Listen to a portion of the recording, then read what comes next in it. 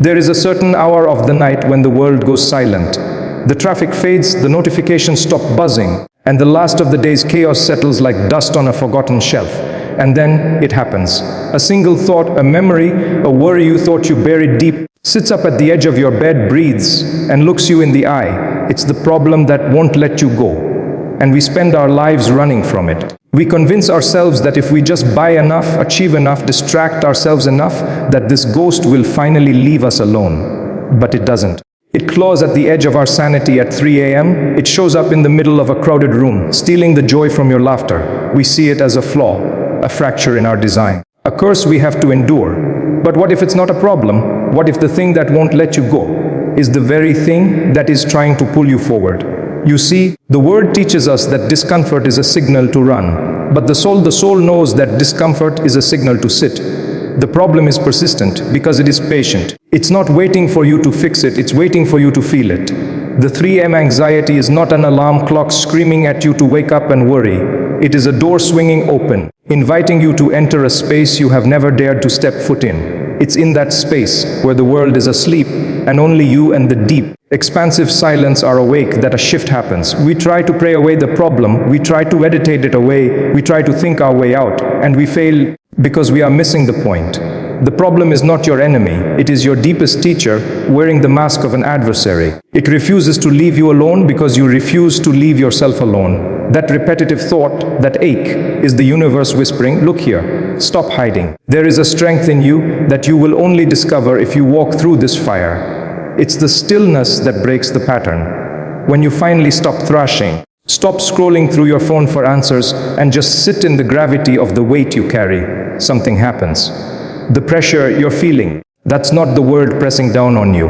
That is you pressing against the chrysalis of your own making. You are fighting to be born into the person you were meant to be, and the shell is cracking. So I ask you tonight or tomorrow morning or the next time that problem sits on your chest in the dark, don't fight it. Invite it in. Don't ask, why is this happening to me? Ask, what is this trying to bring out of me? Because the release isn't in the resolution. The release is in the surrender. It is in the realization that you are not a victim of your circumstances, but a vessel for your own rising. That problem keeps you up because your spirit is fighting for your attention. It won't let you go because it needs you to catch up to your own potential. The first keynote, the unshakable etch, is the foundation upon which everything else is built, and it requires us to completely reframe how we perceive our most stubborn anxieties. We have been conditioned to view persistent problems as nuisances, as glitches in the otherwise smooth programming of our lives. When a thought repeats itself, when a worry refuses to fade, or when a memory keeps surfacing unbidden, our instinct is to swat it away like a fly. We try to suppress it, medicate it, or distract ourselves into oblivion. But the itch persists. It grows stronger with every attempt to ignore it, because it is not a surface-level irritation. It is a signal coming from the deep architecture of our being. Think about a physical itch.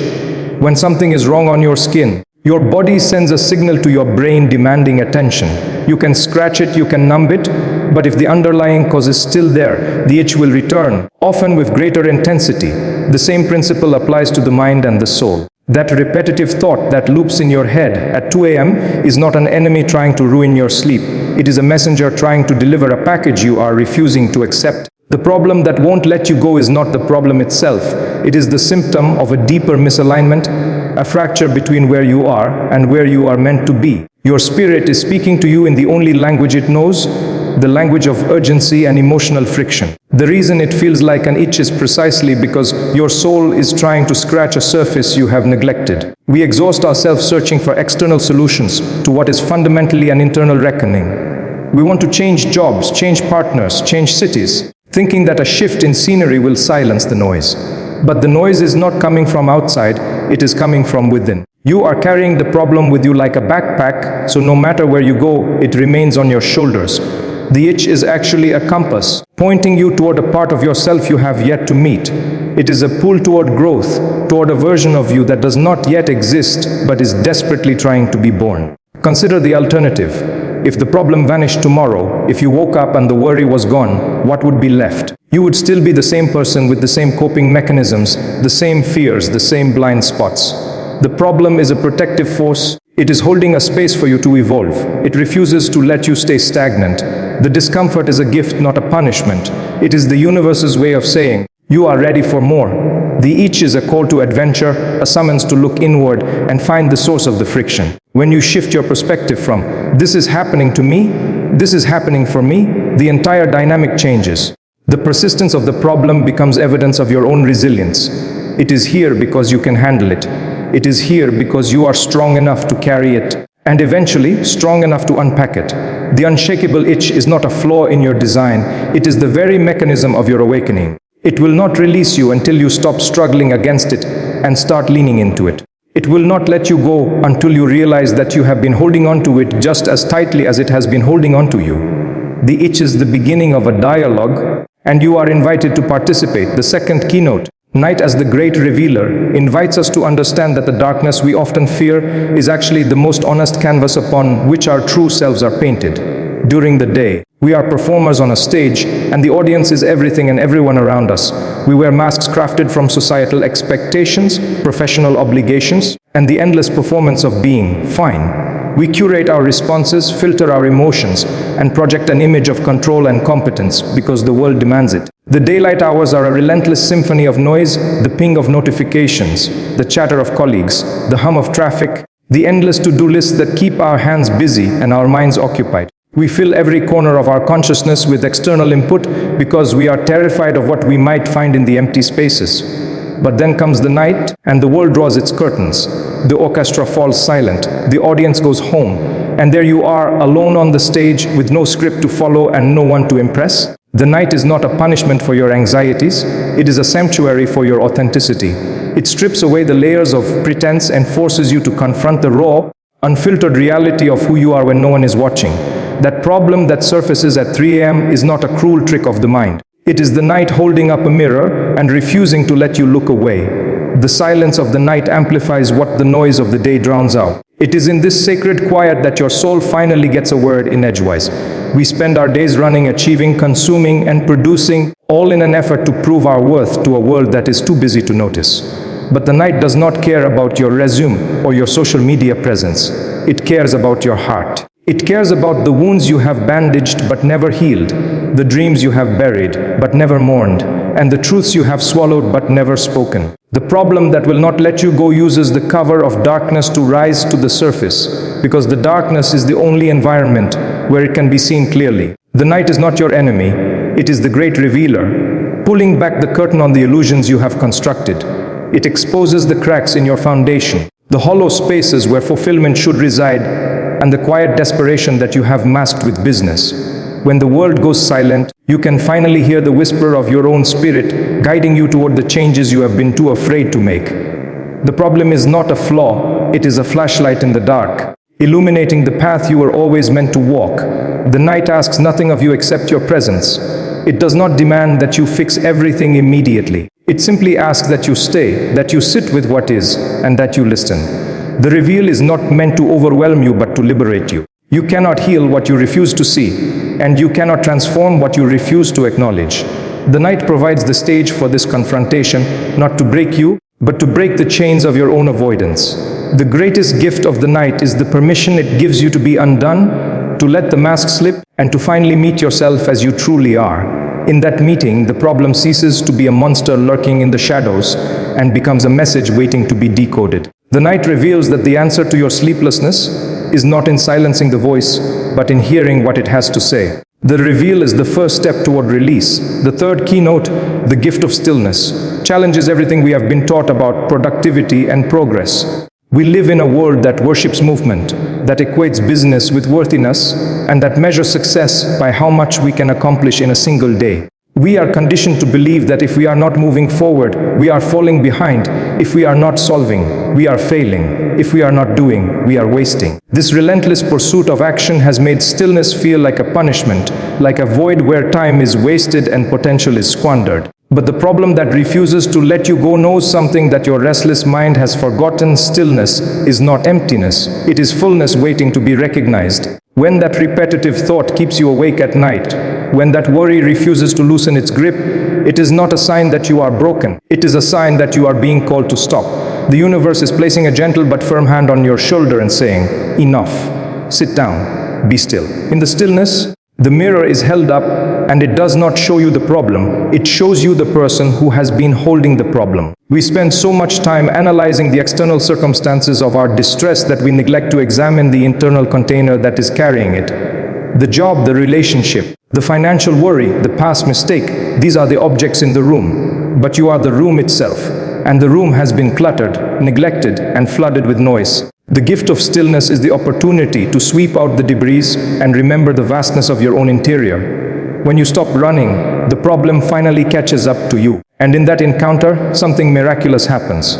You realize that you are not the problem, you are the space in which the problem exists. The problem is a cloud passing through the sky of your consciousness, but you are the sky itself, infinite and unchanging. Stillness allows you to witness the problem without becoming it, to observe your thoughts without being consumed by them. This is the gift that the restless world can never give you, the profound realization of your own separateness from your struggles. The problem keeps you up because it is trying to force you into a state of stillness that your willpower alone cannot achieve.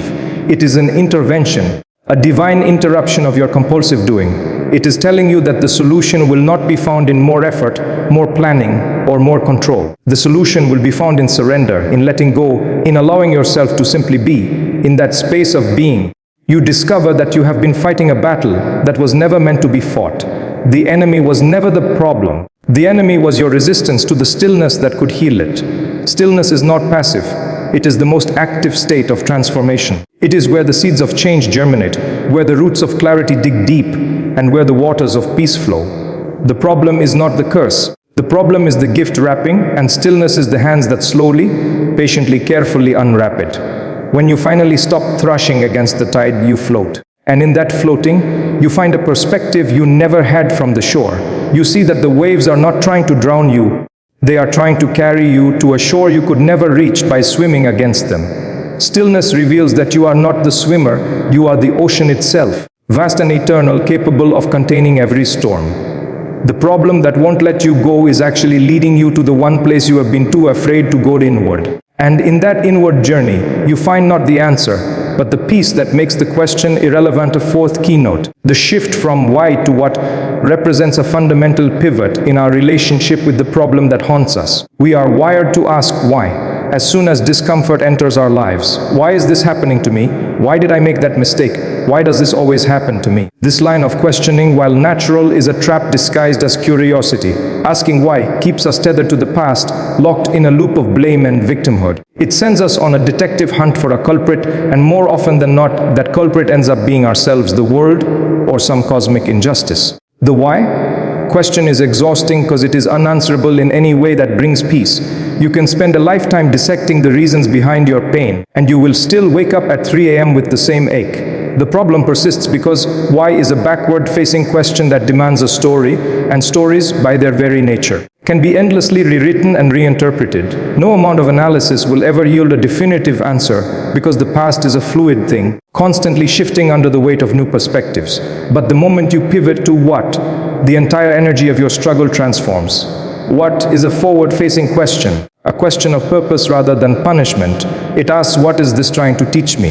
What is this awakening within me? What is this requiring of me to become? These questions are not about assigning blame, they are about extracting meaning. They assume that the problem is not an accident, not a punishment, but a message. They place you in a position of agency rather than victimhood. The what question pulls you out of the quicksand of self-pity and plants your feet on the solid ground of possibility. Instead of asking why you are suffering, you ask what the suffering is asking you to shed, to heal, or to embrace. This shift is not a denial of your pain, it is an elevation of it. It acknowledges that the pain is real but insists that it is also purposeful. The problem that won't let you go is not a random asteroid that crashed into your life. It is a seed that was planted, and the question is not why it was planted, but what it is meant to grow into. When you stop asking why this is happening and start asking what it is doing within you, you take the problem out of the realm of fate and place it in the realm of transformation. The what question honors your pain as a teacher rather than an enemy. It recognizes that the sleepless nights, the anxious heartbeats, and the repetitive thoughts are not evidence of your brokenness, but proof of your readiness. The soul is not interested in why, the soul is interested in what is next. The soul knows that dwelling on the past is a luxury you cannot afford when there is growth to be achieved. The why keeps you small, keeps you helpless, and keeps you recycling the same old narratives. The what expands you, challenges you, and invites you to become a participant in your own healing. It turns a monologue of despair into a dialogue of discovery. Every time you feel the grip of the problem tightening, pause and intentionally shift the question. Let the why fall away like dead leaves, and let the what rise like new growth. Ask yourself what this moment is asking you to release. Ask yourself what courage, what patience, what honesty it is demanding of you. Ask yourself what version of you is waiting on the other side of this struggle, and what that version needs you to do right now. The answers will not come as a thunderclap, they will come as a quiet knowing, a subtle shift in your posture toward life. The what question does not promise an easy path, but it promises a meaningful one. It transforms the problem from a weight you carry into a wind that pushes you forward. It changes the narrative from, I am broken by this, to I am being bit by this. And in that transformation, the problem loses its power to paralyze you and gains the power to propel you. The shift is not a denial of reality, it is a reclamation of your role within it. You are not the victim of your story, you are the author, and the what question is the pen in your hand. The fifth keynote, the dawn of the solution, illuminates the ultimate truth that has been hiding in plain sight throughout our entire struggle. We have been conditioned to believe that the solution to our problems is an external destination, a place we will finally arrive at when we have gathered enough information, made enough changes, or accumulated enough certainty. We treat the solution like a treasure buried at the end of a long and arduous journey. And we convince ourselves that we must keep digging, keep searching, and keep striving until we finally unearth it. This belief is the very thing that keeps us trapped. The problem persists because we are looking for the answer in the wrong place. We look for it in books, in advice from others, in new strategies and systems, and in the endless analysis of our circumstances. But the dawn of the solution is not found outside of you. It is found in the profound realization that you are not the problem. You are the vessel through which the answer will eventually pass. The solution does not arrive when the problem disappears. The solution arrives when you stop identifying with the problem. This is the great paradox that the sleepless nights have been trying to teach you. You have been carrying the problem as if it were your identity, as if the worry defines you, as if the anxiety is who you are.